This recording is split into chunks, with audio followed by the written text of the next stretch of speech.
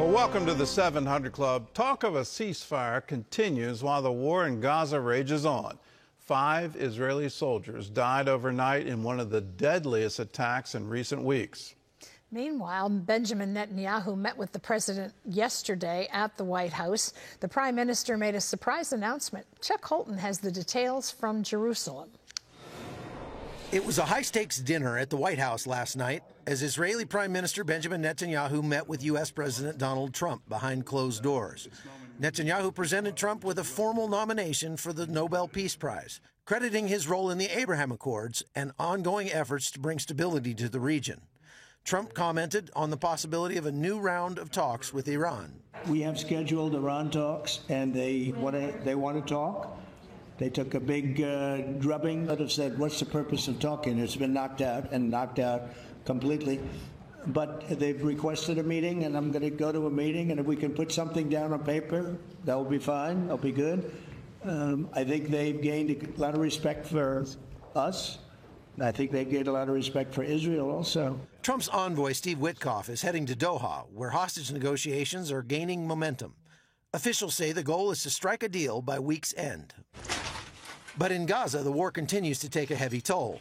Overnight, 5 Israeli soldiers were killed and 14 wounded during a ground operation in Beit Hanun. A roadside bomb hit troops moving on foot, and as rescue teams arrived, the unit came under coordinated enemy fire. It was one of the deadliest incidents for the IDF in recent weeks. Israel says Hamas now controls just 20% of Gaza, mostly in Rafah and parts of the Central Strip. And despite the fighting, Netanyahu says Israel is working on options to allow Gazans to relocate voluntarily to third countries. You know, if people want to stay, they can stay. But if they want to leave, they should be able to leave. It shouldn't be a prison. It should be an open place and give people a free choice. We're working with the United States very closely about finding countries that will seek to realize what they always say, that they want to give the Palestinians a better future. Meanwhile, in Yemen, the Houthis have launched a second missile strike in 2 days on commercial ships in the Red Sea, despite retaliatory attacks by Israel. As fighting continues, all eyes are on Washington for signs of a breakthrough toward a possible ceasefire. From Jerusalem, I'm Chuck Holton for CBN News. Well, CBN Middle East Bureau Chief Chris Mitchell is here with us in the studio. And Chris, it's great to see you on this side of the Atlantic. It must pain you, though, to see what's happening in Gaza right now. Yeah. How likely is it that we're going to achieve a ceasefire? Well, I know some Israeli officials seem optimistic, and as Chuck reported, there are talks going in Doha, but it still seems like there's 2 diametrically opposed positions. Hamas wants a permanent end to the war, permanent ceasefire. They want Israeli forces to withdraw. On the other hand, Israel needs to know that Hamas is defeated militarily. These are the goals from the very beginning of the war. They want Hamas never to rule Gaza again, and they want to free all the hostages. So sometimes they seem very contradictory, and it remains to be seen as well what the issue of humanitarian aid is going to be in these talks. Hamas wants to control that aid, and they've been doing that ever since October 7th, and usually they sell it and use it to control the population. This new Gaza Humanitarian Foundation has really been established to usurp that power from Hamas, and it's been working quite well. That's a key issue, but it remains to be seen. On that issue, what do you make of Amnesty International attacking that same group? Saying that this is all part of an elaborate plan to starve Gazans. It just doesn't make any sense for Amnesty to say that, and they're distributing food to the very people they're claiming that you're trying to starve. Why this huge pushback from Amnesty, from the UN, that this new organization, which seems to be effective on the ground, why the huge pushback?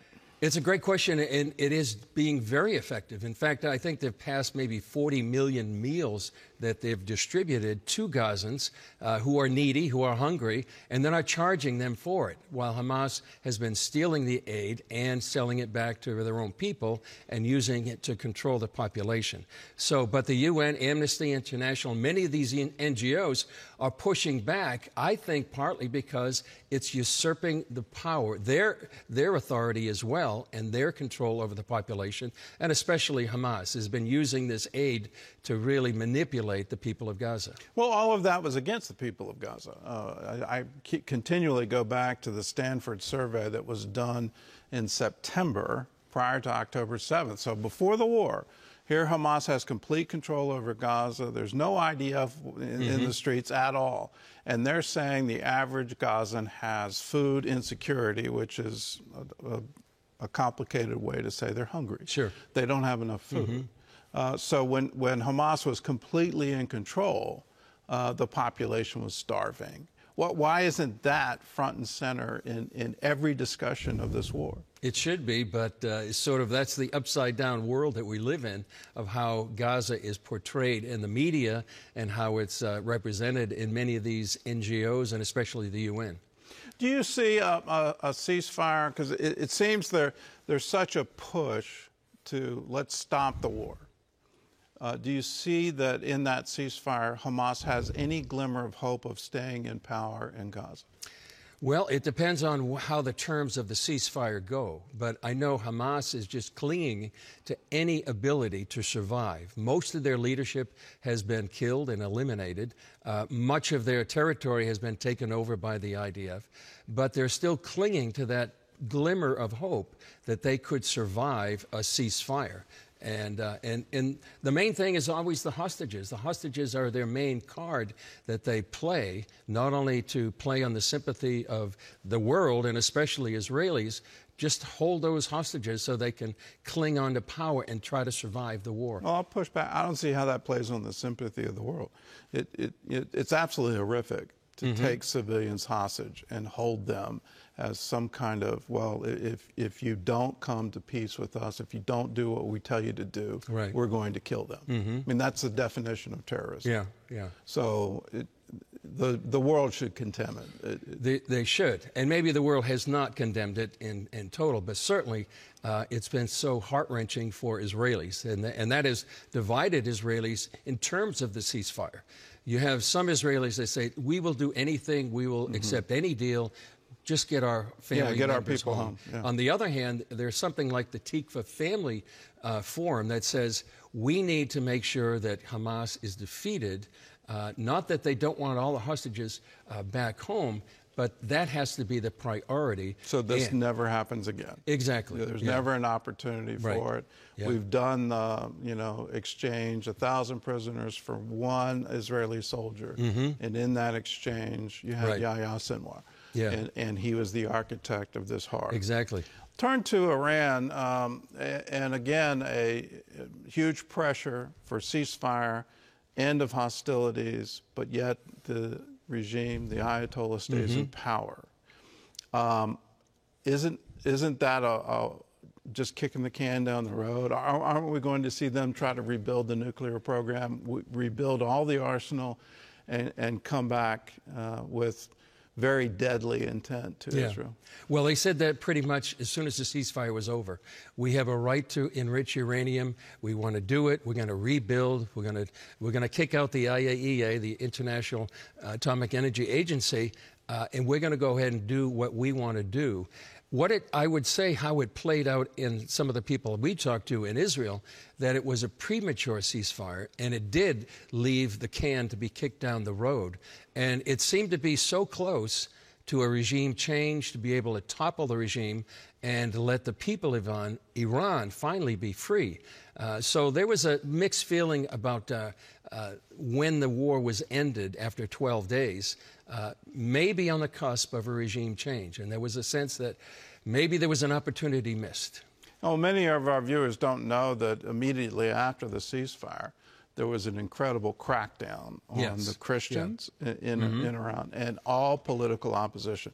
And so the regime definitely made sure there could be no opposition going forward. Yeah, exactly. And maybe people should know, and I think our viewers may know, that there is a great, vibrant underground church in Iran. Some people say the fastest growing church in the world, and many people coming to faith through dreams and visions.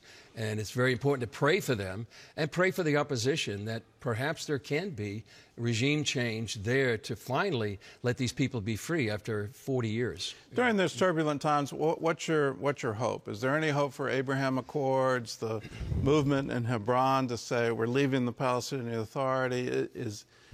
Are we on I guess, the verge of an enormous breakthrough for peace? I think we are on the verge of really a new Middle East. I mean, there was a man named Avi Dichter. He's a member of the Knesset, member of the Likud, and he said, we are maybe really seeing a new Middle East that's been talked about for years.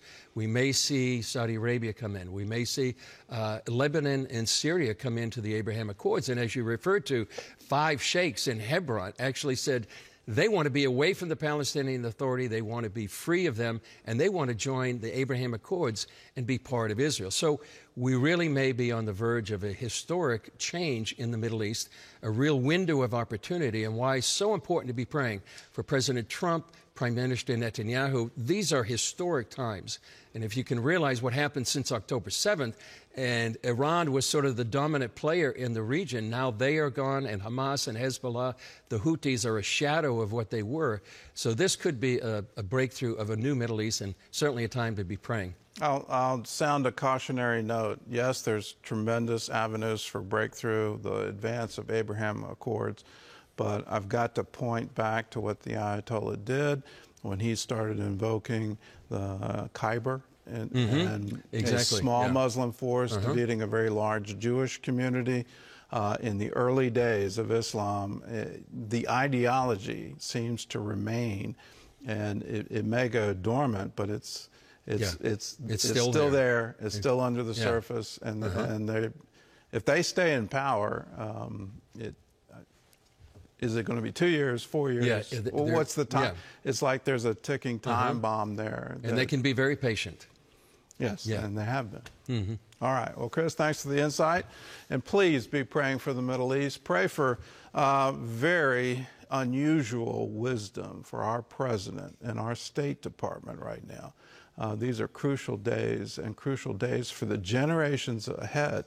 Wouldn't it be wonderful if the Middle East turned peaceful and wasn't exporting terror all over the place and all this radical Islam that seems to glorify murder and mayhem and some strange way of worshiping their God? It makes no sense to us in the West, but it seems to make a lot of sense to them. Well, turning now to Texas and the July 4th flash floods, more than 100 people have been confirmed dead, and search and rescue teams are combing through miles of debris for those still missing. Wendy Griffith reports. In the Texas Hill Country, response teams, including volunteers, are combing through mud and dense forest, searching for victims. It's one of the most devastating things I've ever seen in my life. But that devastation goes 80 miles down the Guadalupe River. And that devastation goes anywhere from 3/4 of a mile to half a mile wide off of the river as well. More than 100 people died in the floods, and about 20 are still unaccounted for. Camp Mystic, where at least 27 campers and counselors died, said their hearts are broken alongside the families, calling the floods an unimaginable tragedy. Among the victims, 8-year-old twin sisters, Hannah and Rebecca Lawrence. Their grandfather saying the joy they gave their family can never be forgotten. About 1,000 people have been rescued so far. New video shows the dramatic rescue of a man in Kerrville. This RV surrounded by floodwaters. The Coast Guard coming in by helicopter and lifting him to safety. Coast Guard rescue swimmer Scott Ruskin is being hailed as a hero after saving at least 165 kids from Camp Mystic in his first rescue op. Yeah, just a lot of people looking very scared, very tired, cold, missing loved ones, probably terrified, honestly. And I was just trying to be a voice of calm and triage these people and get them to safety as soon as we could. It's fresh like spring. We want to pass it on. Put on a bus and taken to safety, the rescued girls sang hymns as they passed through the devastated countryside. In the wake of the storm, there are questions about the level of preparedness. The National Weather Service confirms its local office had surge staffing in place during the storm. 5 meteorologists were working instead of the usual 2. And flash flood alerts went out overnight, but early in the morning when most people were asleep. Operation Blessing is on the scene serving families and rescue workers with sandwiches and emergency meal kits. Oatmeal. Including Adial Carrizales, who was able to evacuate his RV with his 3 kids before the flash floods hit. I don't know, it just gives me a lot of hope, and it just shows that people really care. President Trump has been working with officials in Texas and plans to visit the state on Friday. Wendy Griffith, CBN News. Well, Operation Blessing is on the ground there in Texas. We're providing food. We're providing meals to the first responders. It's absolutely horrific what has happened, but we need to be there for them and let people know that God loves them. We love them. Our motto is, when disasters strike, we want to strike back with love and compassion. We want to let people know just how much we love them and do it very tangibly. If you want to be a part of the relief effort, call us and say, I want to give to the Operation Blessing Disaster Relief Fund. You can write to us at CBN Center, Virginia Beach, Virginia, 23463. Just put disaster relief in the memo line of a check. You can text OBDR to 71777, or you can go to cbn.com, and there's a place there on the website where you can give to the Operation Blessing Disaster Relief Fund. Do it now. Be a part of helping people in desperate need. 1-800-700-7000.